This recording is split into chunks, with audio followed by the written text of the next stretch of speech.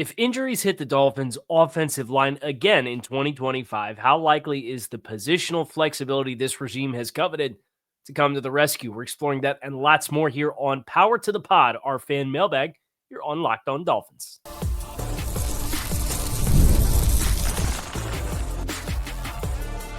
You are Locked On Dolphins, your daily Miami Dolphins podcast, part of the Locked On Podcast Network, your team every day. All right, Miami, welcome to another episode of Locked On Dolphins. It is your team every day here on the Locked On Network. I'm your host, Kyle Krabs, a lifelong Miami Dolphins fan, host of Locked On Dolphins, co-host of Locked On NFL Scouting, and the author of Touchdown Miami on Substack. I want to give a special welcome and shout out to our everydayers because it is your team every day. We don't just say it, we live it here on the Locked On Network. Today is a very special day, and not just because it's the first Monday in May.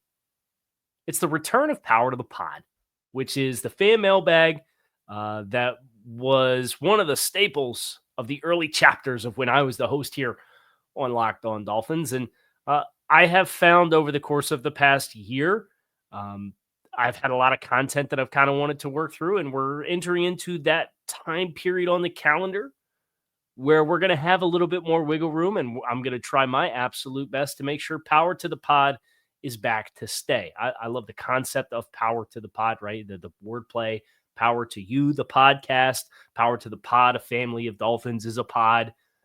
I think it's kind of clever. So what I've done is solicited from Touchdown Miami, and I'll solicit from a different place every time we do Power to the Pod. But this first group back, tip of the cap goes to Touchdown Miami and that group over there. And there is a group chat that exists over on Substack as a part of that. It's Touchdown Miami on Substack. And they had some great questions. And some people that were from that had reached out individually and sent me individual questions. We're going to do our best to cover as much ground as we possibly can. But some of the themes, an outlook of the front seven, depending on what happens with Kenneth Grant and Jordan Phillips, how this Dolphins team returns to its 2023 run game outlook or success, even if it looks different, which I think that it would, but we'll get into that. But let's start with the offensive line flexibility, because this regime, this coaching staff, they have really liked and coveted guys that can play multiple spots. So the first question that I have is from Lucas. And Lucas's question is, who's the best starting five if Brewer has to miss any significant time?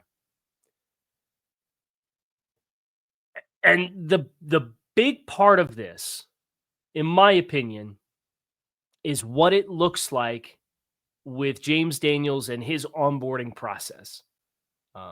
I think you could make the argument that just taking the backup center, which would either be Andrew Meyer or Liam Eichenberg, and leaving everything else exactly the same, is one way that the Dolphins could attack this. And I think for the sake of Patrick Paul and James Daniels potentially playing next to Patrick Paul, that's probably the most coveted answer, especially when you also consider you're going to have a rookie on the other side at right guard. So if you have a center that hasn't played in the system before, like Meyer and Eichenberg have been there, they will get the call. So everybody else, it just becomes the execution of the center is going to regress.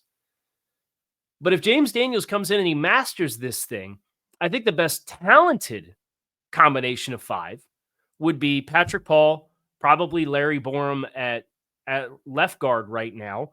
And then you'd kick James Daniels inside to play center, which he did early in his career when he came to the NFL. And then you would still have Jonah at right guard and Austin Jackson at right tackle. I think that's the most physically talented group of five that you could get with what the Dolphins currently have right now.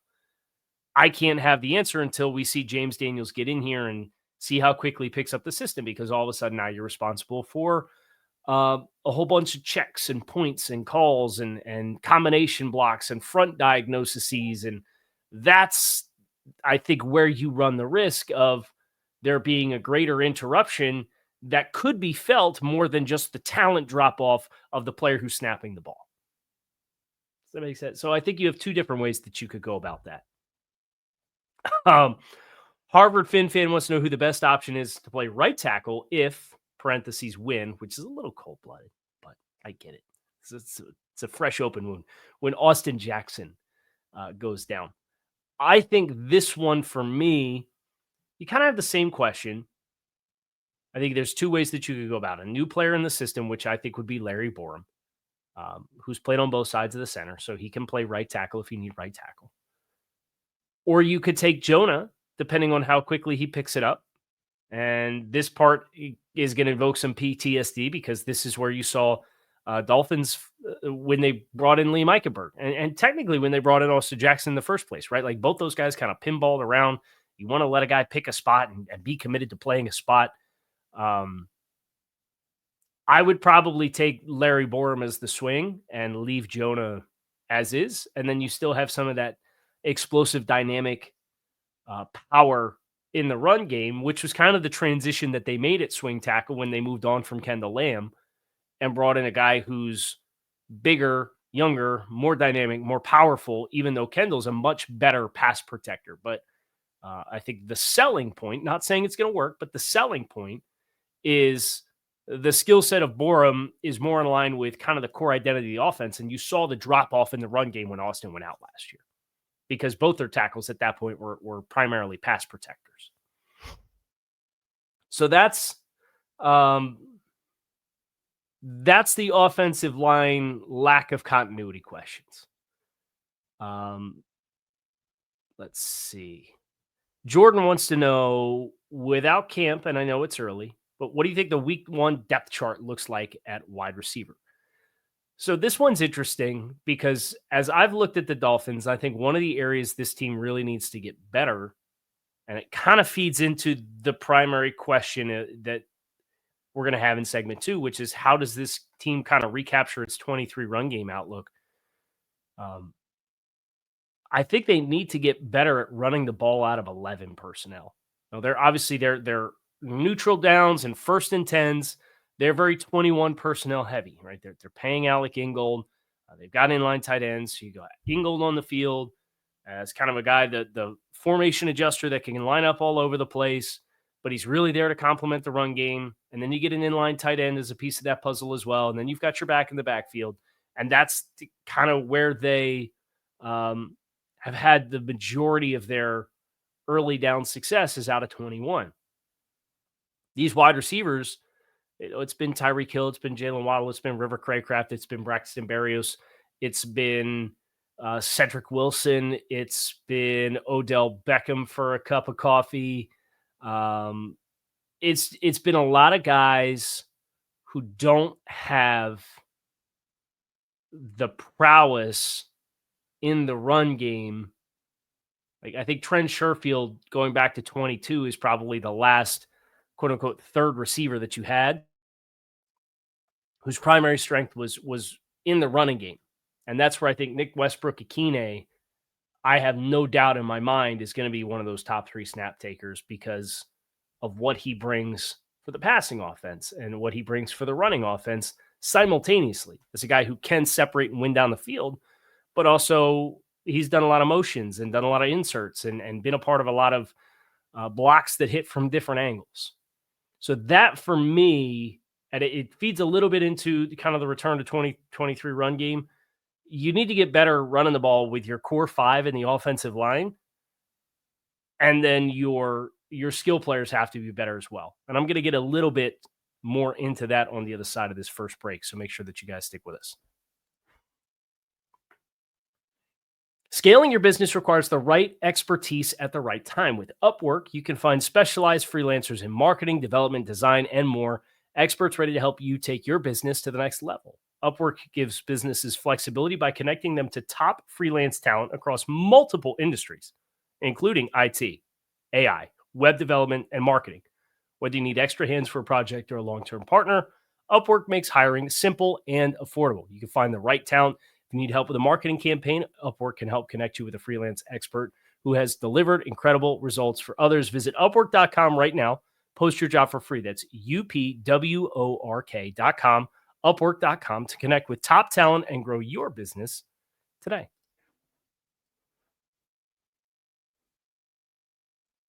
Our next lead question is in regards to the 2023 run game. And how do the Dolphins... Steven wants to know, do you see the Dolphins run game getting back to that 2023 level with the addition of Jonah Savinaya at right guard? Projecting him to right guard, but I think that's probably a safe assumption. I think you're going to see a different flavor. And I had this stat that came up yesterday. Really, it was looking at kind of the some of the narratives, and I don't want to ruin an entire other show, but I'll bring it up here. The Miami Dolphins in the last 3 years under Mike McDaniel, so the 2022, 2023, and 2024 seasons. I have the numbers right here in front of me. On 3rd and 4th down and 4 yards or less to go, they've run the ball 95 times. The average team over that same period of time across 3 seasons has run the ball 132 times. So they are far below average for the number of times that they've called runs in those situations. The average team in the NFL averages 3.6 yards per carry. The Dolphins average 2.2. The average team across that period of time has a first down conversion rate of 66% on those 3rd down runs. The Dolphins average 48%. So they are almost 20% below the league average. The Dolphins, or the league average on 3rd and 4th and 4 less over the last 3 years, the league average is 1.24 yards before contact per rush. The Dolphins are the only team in the NFL that across those 95 carries averages negative yards before contact per rush. Negative 0.09 yards before contact on every 3rd and 4th and 4 yards or less rush. And there's a lot of focus. That strategic decision that they made at guard last year ended up being an unserious decision to reinvest in Isaiah Wynn with the injury history that exists there, to kind of double down on 2 guys who ended up playing more snaps than you expected in 23, but they got experience in the system and you were betting on them take a leap. When in reality, it was very apparent from year 1 with Liam Eichenberg that he's not a player that's a starting caliber player in the NFL. And they were betting on, well, it's going to be year 4. Sometimes guys make that leap, and offensive linemen at times make that leap later. And that's factually true. But what you saw from Liam was kind of par for the course. He and Rob Jones were the 2 biggest culprits of below expectation. I charted every snap last year. Offensively, the 2 players who were the most furthest below 2 expectation performance on a snap-by-snap basis with the grading was your 2 guards. And Rob Jones, in reality, was an undrafted free agent right tackle from Middle Tennessee State who had to kick inside. And that pedigree exists for a reason.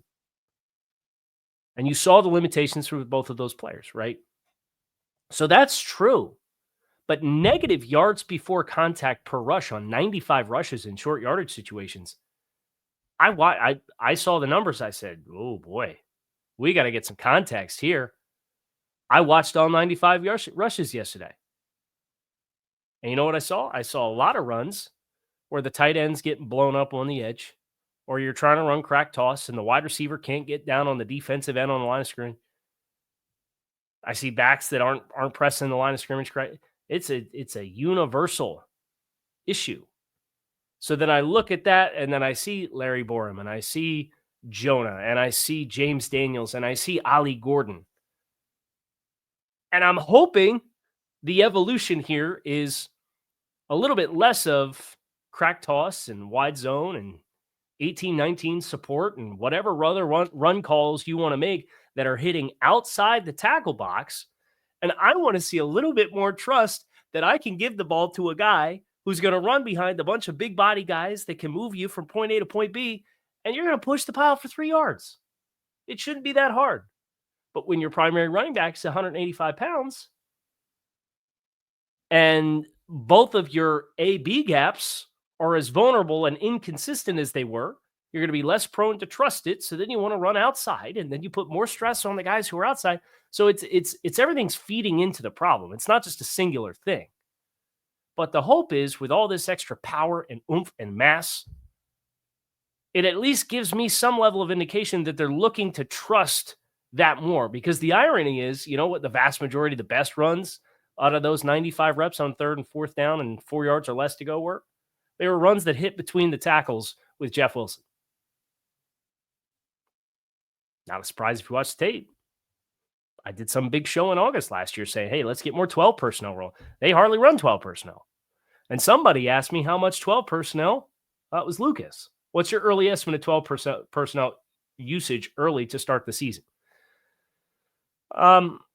It's really a wide open room outside of Jonnu Smith.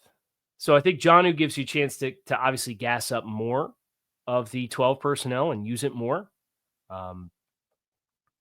But that wide tight end spot's wide open. You know, is it Pharaoh? I think Pharaoh Brown should be considered at the inside track because he has better tape. Does Julian make a leap? I don't know. And I know people want to know about leaps. John wants to know, outside of Sealer and Tua, who do you see as the leaders of this football team for 2025? I think defensively, Jordyn Brooks, I view as, and I appreciate the way that he handled the Green Bay game last year. And then the way he played the entirety of the season. Jordyn Brooks, with his pads, with his play, with his voice, for me has earned not just a leadership figure position, but a C on his chest for me. And obviously you got to go out and do it again. But that's how I personally view Jordyn Brooks. Zach Sealer, for sure. I think Bradley Chubb. So you're getting a team captain back who you didn't have at all last year. I think those are the big three for me on that side of the football, because you have so much youth in the back seven, or in I should say in the secondary. On the offensive side of the football, I would expect James Daniels will probably come in here very early and ingratiate himself with his teammates. He kind of has that rep. Tua Tagovailoa, for sure.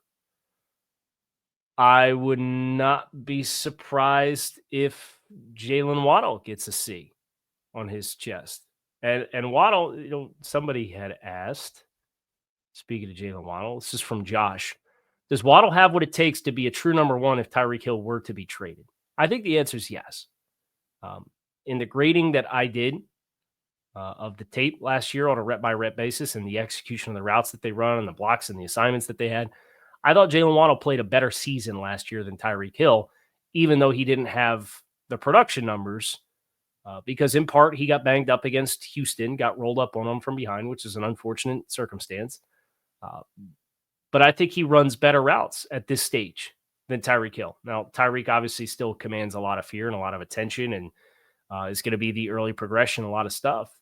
But I see a player in Jalen Waddle that when it's his time, when he's going to be the guy that's going to be the first read on 40% of your passing concepts, I see a player that is ready and capable of providing similar production, maybe not equal production, but similar production to what the Dolphins experienced with their number one wide receiver when it was Tyreek Hill and the offense was firing on all cylinders. I'm not going to sit here and tell you that Jalen Waddle is going to go for 1,700 yards or push for 2,000 yards. But if he's the guy that you run 140 targets through, I feel really good about that role. And then you want to be balanced throughout the offense. We have a lot more questions to get to, including a question from Peter about the front seven outlook and the talent that it has, particularly if these young guys hit. We're going to get into that next here on Locked On Dolphins. Stick with us.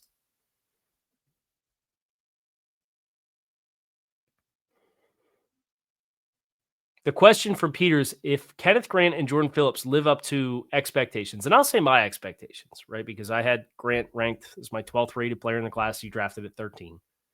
And Jordan Phillips I had a third round grade on, who they got at 143. Is their pairing with Sealer, Chop, Phillips, Chubb, and a solid linebacker core the best front seven we have had in recent memory? If so, can Weaver use this unit to cover up expected secondary deficiencies? I would certainly say it's the most dynamic front seven. I think you can probably point to the 23 front with David Long playing well and Jerome Baker, and you had Phillips and you had Chubb, and those guys were not coming off of injuries at the time, and Sealer in the prime of his career, and Christian Wilkins having his breakout season. I think that group probably I would take head to head with the benefit of hindsight. Now, if you were asking me in May of 23 what the outlook was, remember that's when, Christian Wilkins was going through the contract negotiations and there were questions about the sack production. I don't know what my answer would be. And I don't want to sit here and lie to you and tell that I do know what it would be. But I think this is the deepest front seven. And there's still probably one more spot on the defensive interior that I would like to see them add another name. So a guy with some experience. But if they get that, I think I would take this as the deepest front seven group that this Dolphins team has had in quite some time. And that's highlighted by Jordyn Brooks, who after last season, I feel comfortable saying is the best linebacker the Dolphins have had since Carlos Dansby. I view Jordyn Brooks in a very high light. I think he's an excellent football player. I love the way he plays. I love his range. I love his versatility. I love the intensity that he plays with. We're going to fire off some rapid fire ones to bring this to a close, including this one from Britt, which it makes me laugh, but it's not funny. It is funny. Who's a greater chance of winning? 100 men versus a single gorilla, which was the viral thing for the last 2 weeks on Twitter, or the Dolphins in a playoff game? I think regardless of what the scientists may say, I think the Dolphins have a better chance of winning a playoff game than 100 men do against a single gorilla. And man, it just came up with somebody I was talking to the other day. Just continuing to kick that decision to stay in the AFC East and preserve the rivalries. When they did the restructuring and the Dolphins aligned to go to the AFC South, and the Colts would have stayed in the East for geographic reasons.